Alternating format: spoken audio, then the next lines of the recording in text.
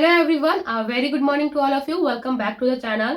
So friends, I hope आप सभी अच्छे होंगे और अपनी अपनी स्टडी को कंटिन्यू कर रहे होंगे। एंड वन मोर थिंग कि आपसे जैसे भी पॉसिबल हो पा रहा होगा वीकली या फिर डेली बेसिस पे मॉक्स लगा रहे होंगे एंड प्रॉपर उसका एनालिसिस भी कर रहे होंगे। सो फ्रेंड्स, आज की इस वीडियो में मैं भी अपना मॉक स्कोर शेयर करने वाली हूँ आप सभी के साथ, एंड आप सब भी कमेंट में जरूर बताना। सो फ्रेंड्स, मैं एक चीज बताऊँ आपको कि इससे पहले जो है मैंने कभी भी टेक्स्ट बुक पे मॉक नहीं लगाया है। मैं हमेशा से ही RWA का वीकली जो है मॉक वही लगाया करती थी। बट आप सबके बहुत ज्यादा कमेंट्स थे कि एक बार आप टेक्स्ट बुक पे लगा कर देखो, उसके मॉक एग्जाम के पॉइंट ऑफ व्यू से ज्यादा रिलीवेंट होते हैं एंड ये RWA से टॉप लेवल के भी होते हैं। तो मैंने सोचा क्यों ना एक बार लगा के देखा जाए।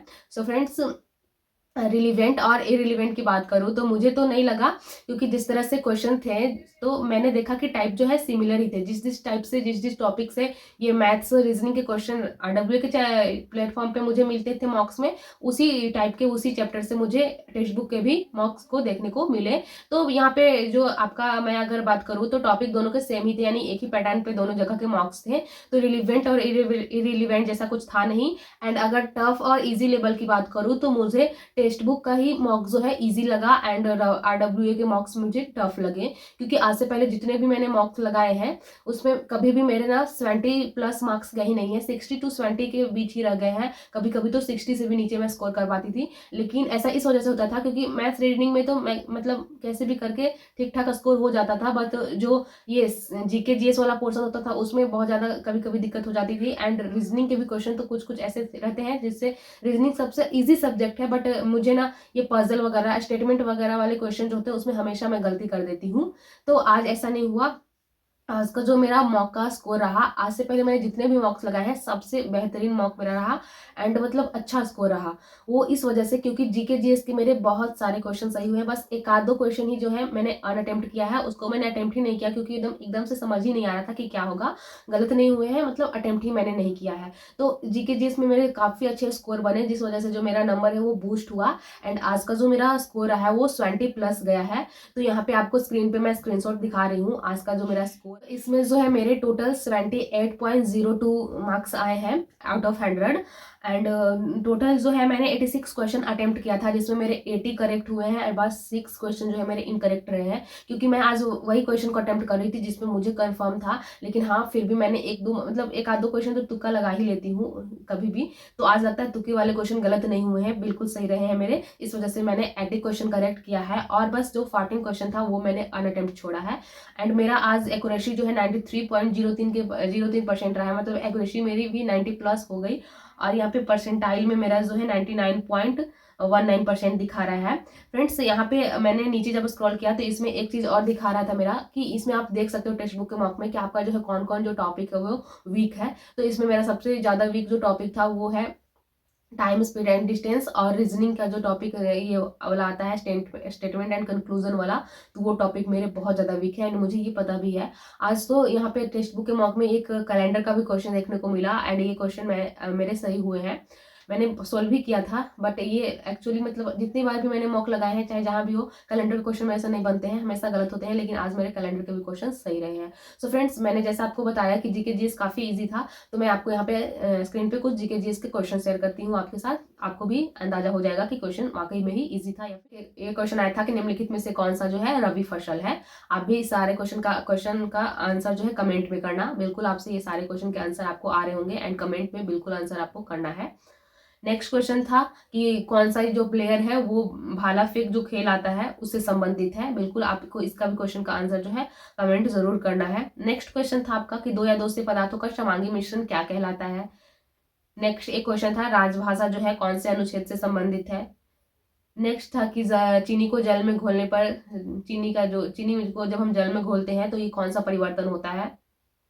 नेक्स्ट था कि फ्लेमिंग के बाएं हाथ का नियम क्या कहता है, उसमें अंगूठा, तर्जनी और मध्य उंगली क्या दर्शाती है। तो ये जो है फ्लेमिंग के बाएं हाथ और दाएं हाथ का जो हस्त नियम है वो हमने 10th में पढ़ा है एंड मैंने 10th की NCERT को कंप्लीट किया है इस एग्जाम को टारगेट करते हुए। तो मुझे इस क्वेश्चन का आंसर पता था। इसका आंसर हो जाता है बल की दिशा, चुंबकीय क्षेत्र और धारा। एक और क्वेश्चन आपका यहाँ पे था 1929 में दिल्ली में हुए असेंबली बम कांड के मुख्य आरोपी कौन थे। तो ये क्वेश्चन का भी आंसर आपको कमेंट में करना है। एंड ऐसे मैं बता दूं तो ये आपको पता ही होगा, भगत सिंह और बटुकेश्वर दत्त थे।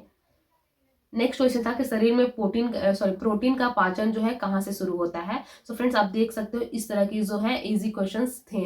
एंड एक और भी क्वेश्चन था कि भारत के राष्ट्रपति मृत्युदंड की सजा को जो है दोषी को अगर मृत्युदंड की सजा मिल जाती है तो वो किस अनुच्छेद के तहत क्षमा कर सकता है, और या फिर उसको थोड़ा सा रोक सकता है, या फिर जो कड़ी सजा मिली है तो उसको नॉर्मल वे में कन्वर्ट कर सकता है। इस तरह की जो है वो कौन सा आर्टिकल में है, तो ये आर्टिकल 72 है।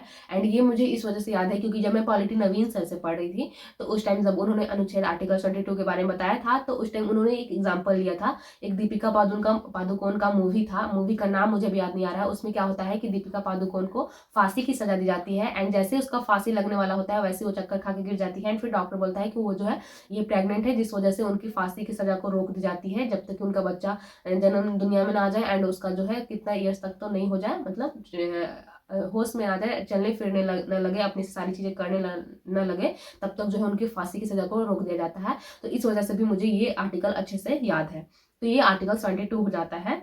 सो फ्रेंड्स कुछ ऐसे भी क्वेश्चन थे जिसका आंसर मुझे नहीं पता था, तो ये पहला क्वेश्चन ये था, यहाँ पे आपको स्क्रीन पे दिख रहा होगा। सेकंड क्वेश्चन ये था कि सोनिक बूम तब उत्पन्न होता है जब किसी ध्वनि स्रोत की चाल, इस तरह से क्वेश्चन था। नेक्स्ट यही दो क्वेश्चन थे, और भी क्वेश्चन थे तो मैं सबका तो नहीं लगा रही हूँ। तो इस तरह के जो थे क्वेश्चन आए। रीजनिंग के ये क्वेश्चन मेरे से गलत हुआ है, जिसमें मैंने टोटल 1 मिनट 25 सेकंड लगाए थे, फिर भी ये क्वेश्चन मेरे से गलत हो गया। नेक्स्ट एक ये क्वेश्चन था कि कैलेंडर का ही शायद था या फिर किसका था, आप देख सकते हो यहाँ पे, ये क्वेश्चन भी मेरे से गलत हो गया है। और ये क्वेश्चन तो मैंने बस देखते ही स्किप कर दिया था, 2 सेकंड का भी टाइम नहीं लिया था मैंने इस क्वेश्चन को, बस ये क्वेश्चन मैंने अनअटेम्प्ट छोड़े थे। बाकी ये क्वेश्चन था कि त्रिभुज कितनी है, तो इस तरह काउंटिंग फिगर वाले क्वेश्चन में भी मेरे से गलती होती है, कभी कभी मैं सॉल्व कर लेती हूँ लेकिन कभी कभी इसमें मुझे नहीं समझ में आ रहा था, इस वजह से इसमें भी मैंने अनअटेम्प्ट किया था। सो फ्रेंड्स ओवरऑल यही था मेरा आज का परसेंटेज, आज का जो भी मेरा मॉक्स का स्कोर था। एंड RWA का भी मैंने मॉक सेंडर को मैं लगाऊंगी, तो उसका भी मैं आपके साथ रिजल्ट जरूर अपना स्कोर शेयर करूंगी। एंड ये वीडियो पता नहीं कब जाएगी आपके पास, सो आई होप आपको वीडियो पसंद आई होगी। एंड आप भी टेक्स्ट बुक पे एक बार मॉक जरूर लगाइए एंड अपना स्कोर जो है मेरे साथ शेयर करिए। So thank you so much for watching the full video. मिलते हैं नेक्स्ट वीडियो में, तब तक के लिए आप ऐसे ही अपना प्यार मुझ पर बनाए रखिए एंड चैनल को सब्सक्राइब जरूर कर लीजिएगा और अपने दोस्तों के साथ भी शेयर करिएगा। Thank you so much for watching the full video. मिलते हैं नेक्स्ट वीडियो में।